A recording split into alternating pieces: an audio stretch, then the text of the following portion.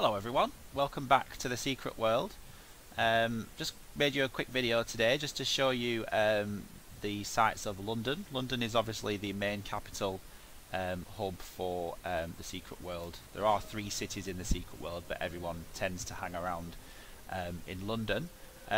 Here we are at the moment in the Crucible. The Crucible is basically a practice area where a lot of you start out when you first play the game. You're sent here to complete a quest and choose your weapons.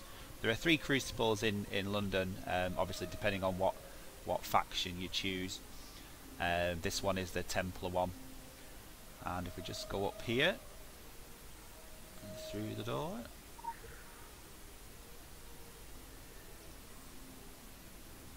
so what I'm going to do, I'm just going to walk around London and just basically show you sights and sounds.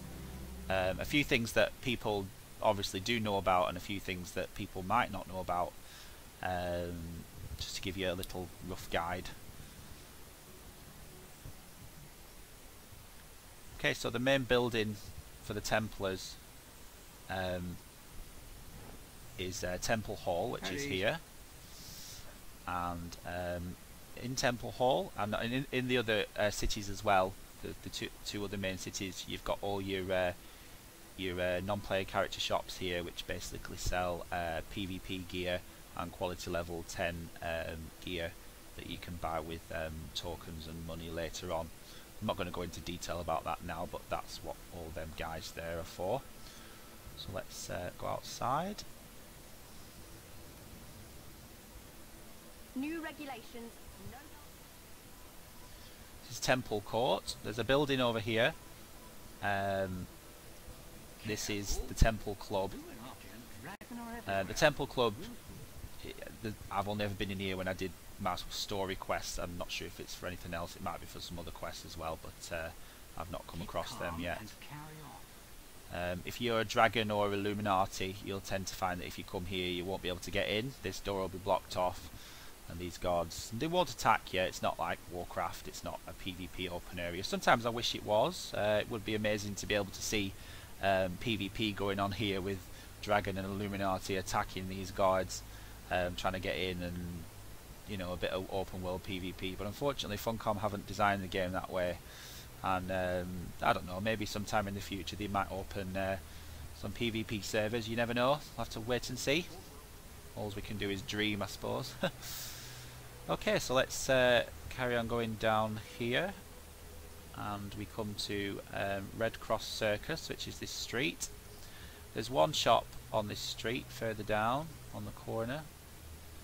There's a building here which has a door in, and 2 police officers stood outside. I think that's for a quest. I'm not too sure, I've never actually been in there, but I might come across it later on.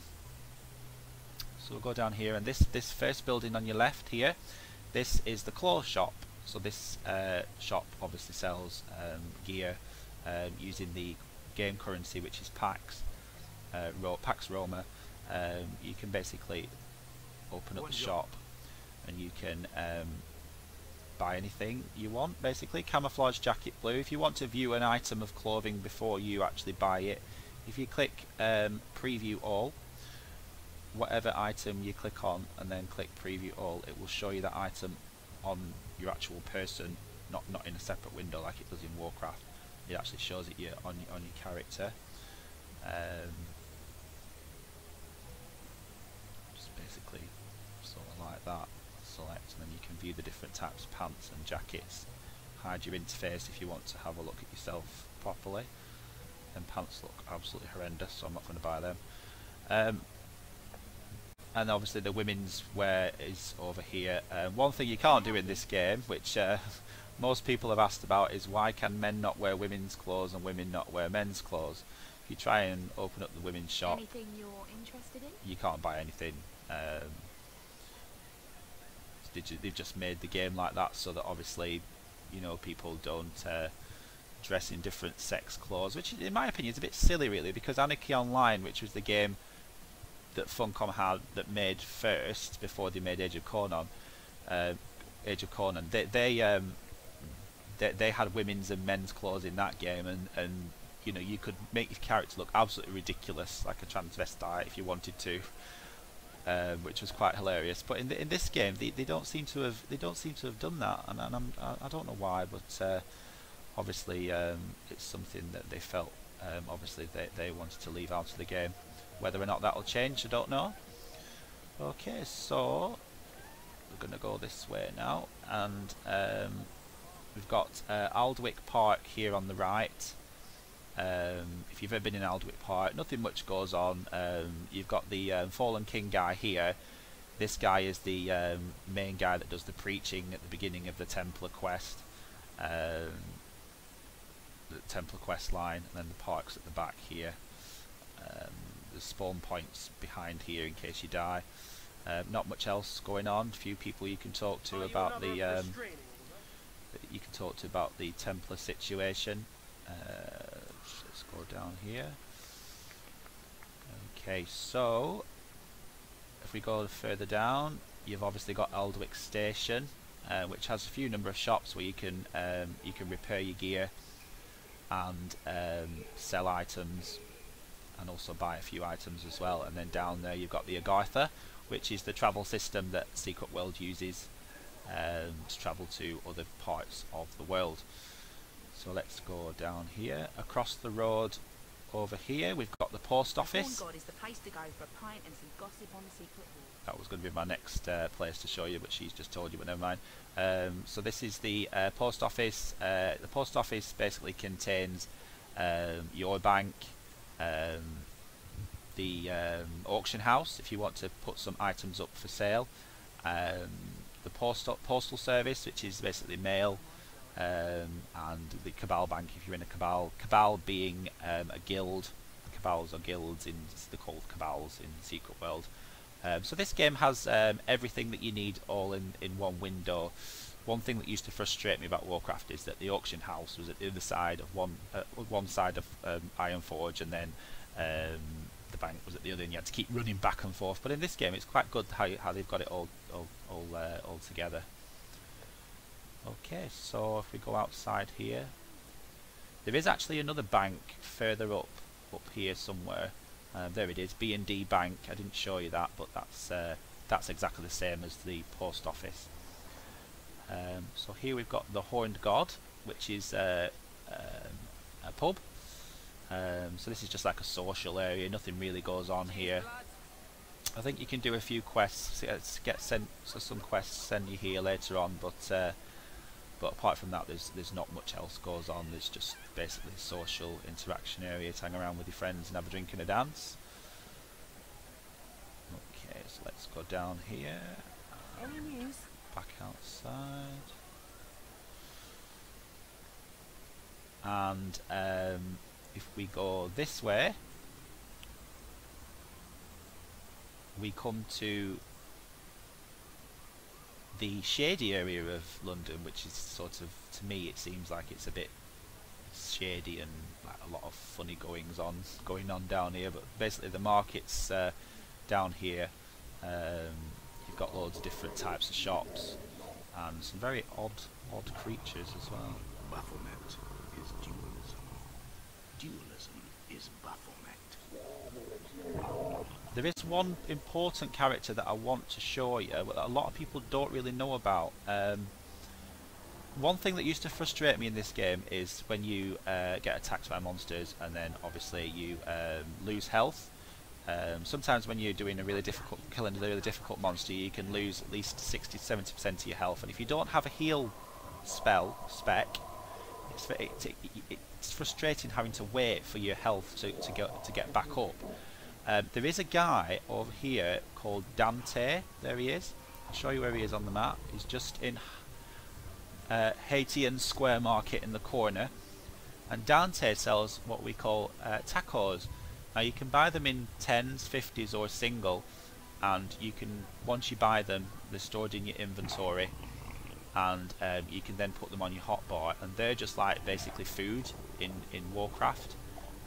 If you are very low on health, you can eat one of the tacos, and that will basically regenerate your health extremely fast. So it does save a lot of time having to wait around for your health to actually regenerate. So I would recommend getting a few of them. And the last thing I want to show you in London is just down here around this corner.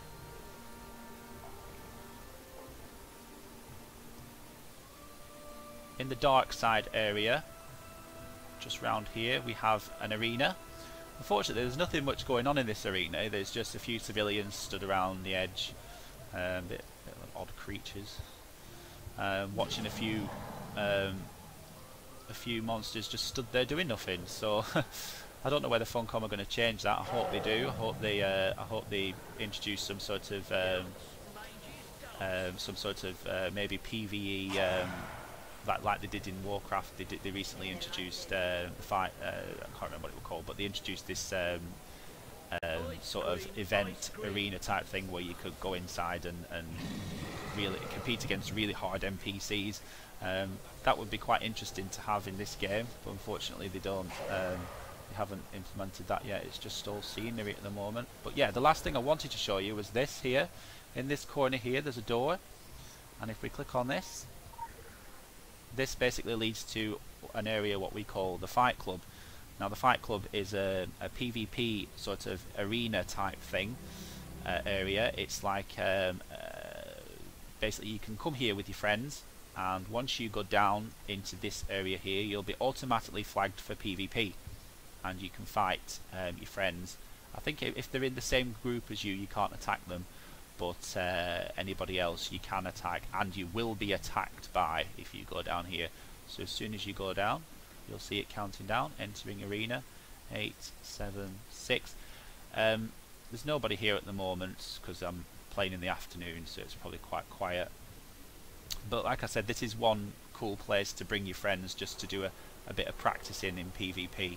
There is one of these arenas in each city, so if you're Illuminati or Dragon, you can actually just Google it, and you know, you can be able to get instructions to where it is.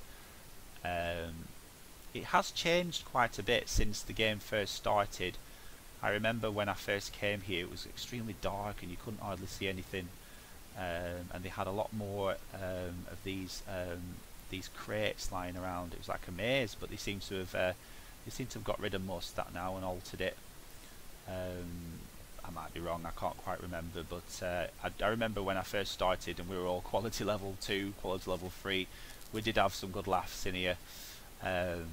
Majority of my friends then left the game. They felt that this game wasn't really for them, but it's a shame. It brings back good memories, and hopefully when I find a decent guild, we'll be able to have some more, maybe some PvP nights, which will be quite cool. So that's it really. That's my small guide to London. If you just rate, comment and subscribe, I'd be ever so grateful, and just keep an eye out for future videos. Thanks very much. Bye bye.